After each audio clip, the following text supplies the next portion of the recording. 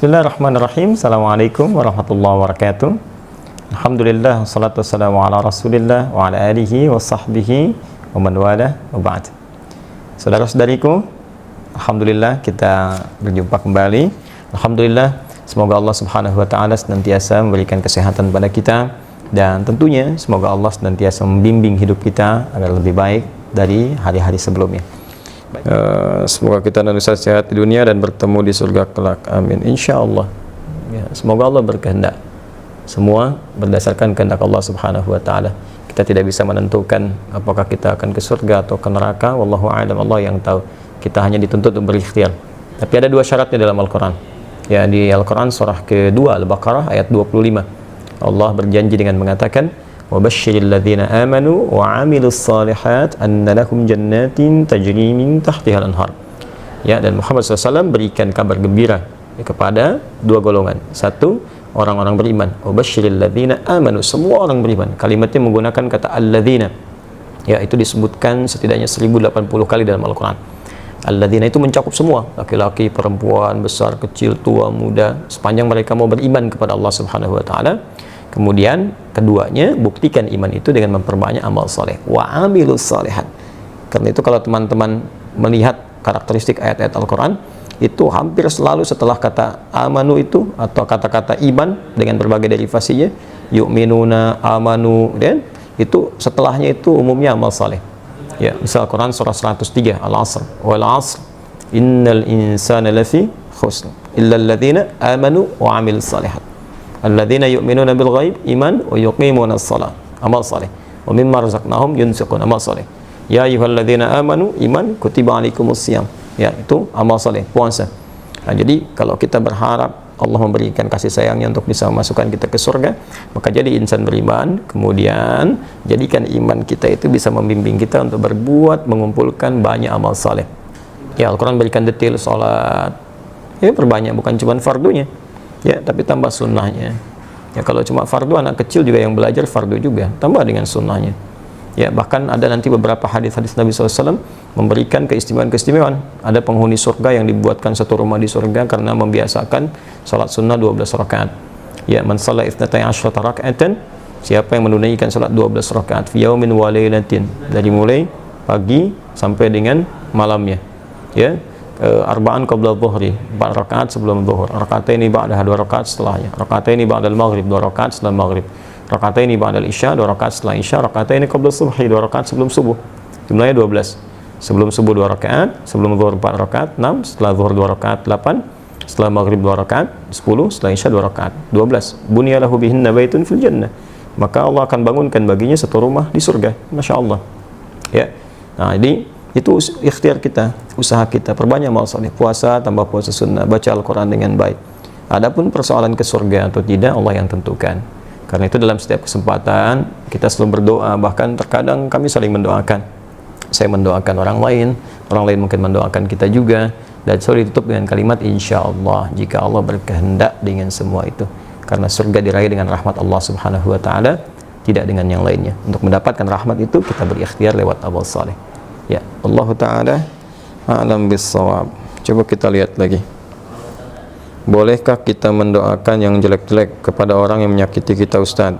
Dan bolehkah kita bersyukur kepada Allah bila dikabulkan? Terima kasih sebelumnya. Apa yang mau didapat? Ya, kita share satu aja. Ya, dalam Al-Quran itu ada ayat di Al-Quran surah ketiga Ali Imran ayat 128 sampai 129. Ini saya berikan gambaran kisahnya dulu. Nabi SAW di awal masa dakwah itu kedatangan satu utusan, ya, dan mengatakan bahwa satu desa tuh masyarakatnya masuk Islam.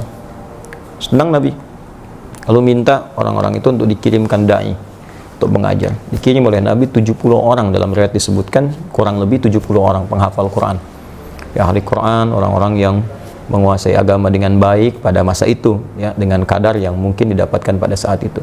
Dikirimkan secara singkat ketika sampai di sebuah distrik namanya Bi'ur Ma'unah. Ya, tiba-tiba ternyata orang-orang itu dianiaya, bahkan kemudian dieksekusi. Nah, Nabi mendapat kabar dari malaikat sedang menunaikan sholat. Ada beberapa versi riwayatnya, ada yang menyebutkan sedang sholat subuh, Ada yang menyebutkan riwayatnya sebelum ruku, ada yang setelah ruku, saat i'tidal, ada yang menyebutkan juga di salat yang lain. Ya, intinya informasi itu sampai kepada Nabi, dan Nabi mendoakan, ya Allahumma la'an kita, Allahumma adzibhum, ya Allah tolong laknat bani fulan, ya, kemudian tolong hukum mereka dan seterusnya. Itu berlangsung selama sebulan. Nah, doanya terasa keras ya, tolong hukum bani fulan, tolong hukum mereka, tolong laknat mereka. Apa yang terjadi? Kemudian Allah turunkan Al-Quran surah ketiga Ali Imran ayat 128. Ya, laisa laka minal amri syai'un aw yatuba alaihim aw yu'adzibahum fa innahum zalimun. Ya Muhammad sallallahu alaihi wasallam, engkau tidak punya hak ya untuk bisa memutuskan suatu perkara terkait dengan hukuman ataupun memberi petunjuk pada seseorang yang dimaksudkan langsung menanamkan hidayah kepadanya, kecuali itu atas izin Allah Subhanahu wa taala. Nah, namun yang paling indah, Allah ingin memberikan sebuah arahan seperti ini. Ya, ini sifat maksum Nabi. Jadi ini bagian dari sifat maksum Nabi yang kalau di situ ada sesuatu yang kurang tepat, Allah luruskan. Berhak Nabi meminta. Ya, berhak Nabi meminta. Ya Allah, hukum si fulan, berikan hukuman setimpal, berhak. Tapi Allah berikan suatu arahan yang lain dengan hikmah tertentu. Ya, Allah ingin sampaikan bahwa kalau di awal masa dakwah sedang minta seperti ini, nanti umat itu tidak akan tersisa. Ya, seperti umat-umat yang sebelumnya. Ya, pernah berbuat zalim, kemudian nabinya meminta kepada Allah dihukum, hukum selesai. Tapi Allah ingin berikan sebuah pelajaran bahwa ke depan akan ada ujian lebih besar daripada ini.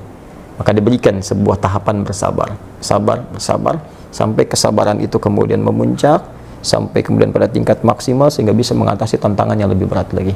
Ya, karena kalau persoalan wafat, ajal juga sudah tiba, ya, sesuai dengan ajal. Hanya nanti tentunya ada balasan-balasan dari Allah. Ada yang karena tidak tahu, mungkin bisa dengan itu kemudian diberikan petunjuk untuk bertobat. Ada yang sengaja melakukan, Allah kirimkan kemudian hukuman, nanti akan turun kemudian hukuman-hukuman berikutnya. Bukan berarti pembuat kesalahan tidak kemudian diproses. Ya, bisa diproses dengan hukum yang berlaku, tapi ada mungkin golongan-golongan tertentu yang tidak tahu dan ikut-ikut di dalamnya. Bagaimana hukum seperti itu? Maka Allah turunkan tadi ayat, setelah ayat itu turun, maka Nabi merubah doanya. Perhatikan doanya. Allahumma hdini fi man hadait, wa afini fi man afait, wa tawallani fi man tawallait, wa barik li fi ma atait. Ya, kalau kita jamakkan, Allahumma hdina fi man hadait, wa afina fi man afait, wa tawallana fi man tawallait, wa barik lana fi ma atait, wa qina syarra ma qadait. Allahumma hdina fi man hadait, ya Allah, mohon berikan aku hidayah, berikan kami hidayah, dan tempatkan kami di tempat-tempat yang orang mendapat hidayah. Wa afina fi man afait, sehatkan kami ya Allah, dan tempatkan kami di tempat orang-orang yang sehat. Jadi, kalau Anda kerja di tempat orang sehat, Anda bertetangga dengan orang sehat, orang itu dapat hidayah, di kantor dapat hidayah, jadi baik orangnya. Wa tawallana fi man tawallait, palingkan kami dari apa yang Kau tidak sukai, dan tempatkan kami di tempat-tempat orang-orang yang berpaling dari apa yang tidak Engkau sukai.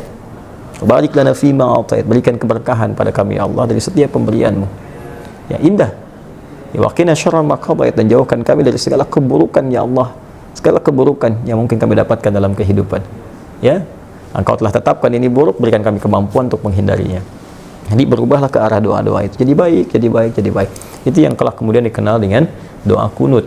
Ya, berarti permintaan pada segala hal yang bernilai ketaatan kepada Allah yang sifatnya baik-baik.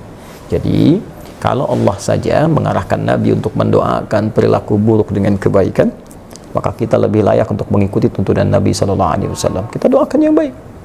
Ya, toh mohon maaf dia mencela kita itu, celaan dia, ketika keluar celaannya itu sudah memberikan pahala kepada kita. Kenapa harus dengan mencela kembali sehingga mengembalikan pahala yang telah kita dapatkan? Nah, yang kedua, kalau hati kita sudah lapang dengan memaafkan, bukan berarti persoalan dia selesai. Persoalan kita dengan dia diselesaikan oleh Allah. Allah akan lupakan beban-beban pada diri kita tentang dia, dihapuskan. Jadi kita nggak capek mikirin dia hilang. Tapi kalau dia belum minta maaf kepada kita, persoalan dia dengan kita belum selesai. Dan dia akan berhadapan dengan Allah di hari kiamat nanti. Jadi nggak ada ruginya, kita dapat pahala. Ya, yang kedua, transferan dari dia tadi, kemudian kita dilupakan oleh Allah tentang perkara dia. Yang ketiga, dia tetap punya urusan dengan Allah sampai dengan hari kiamat. Dan berita baiknya, jika Anda mampu melapangkan hati untuk memaafkan orang lain pada hal yang terkait dengan pribadi Anda dan tidak terkait dengan turunan hukum yang lain. Ya, turunan hukum maksudnya kalau utang, ya, kalau memaafkan itu bukan berarti utangnya lunas. Ya, tetap kita maafkan, misalnya berlaku kelirunya, utangnya tetap kemudian diselesaikan. Kecuali kalau Anda ingin bersedekah. Ya, atau orang misalnya melakukan tindakan kriminal yang dahsyat, kita maafkan. Ya, maaf, tapi kriminal itu tetap diproses untuk memberikan pembelajaran hukum. Kalau secara hukum itu harus diselesaikan. Nah, kalau Anda bisa lapangkan hati seperti ini, maka Allah janjikan di Quran surah ketiga Ali Imran ayat 133 sampai 134. Wasari'u ila magfiratin min rabbikum wa jannatin arduha as-samawati wal ardu uiddat lil muttaqin. Bergegaslah Anda untuk evaluasi diri, minta ampunan sama Allah, dan berharaplah, berusaha untuk mendapatkan satu surga yang luasnya seluas langit dan bumi, disediakan bagi orang takwa. Siapa orang takwa di situ? Amalannya 134. Alladzina yunfiquna fis sarai wad dharra, orang gemar berbagi dalam keadaan lapang ataupun sulit. Kalau lapang berbagi biasa, ini sulit berbagi masih mau. Ya. Nah, wal kadhiminal ghaidha, yang sanggup menahan amarah, wal afina 'anil nas, yang mampu memaafkan kesalahan orang lain. Allahu yuhibbul muhsinin, Allah cinta kepada para pelaku-pelaku kebaikan. Barangkali Anda lulus ujian yang lain, ujian sholat bagus, zakat bagus, tapi Allah ingin menguji Anda dengan hadiah terbesar, yaitu surga seluas langit dan bumi. Dapatkan itu, dan disitulah kesempatannya. Kalau hadiahnya kecil, mungkin ujiannya kecil. Hadiahnya power bank, mungkin ujiannya kecil. Tapi hadiahnya surga, setiap yang didambakan, masa harus tantangannya ringan. Semoga Allah memuliakan kita. Terima kasih. Assalamualaikum warahmatullahi wabarakatuh.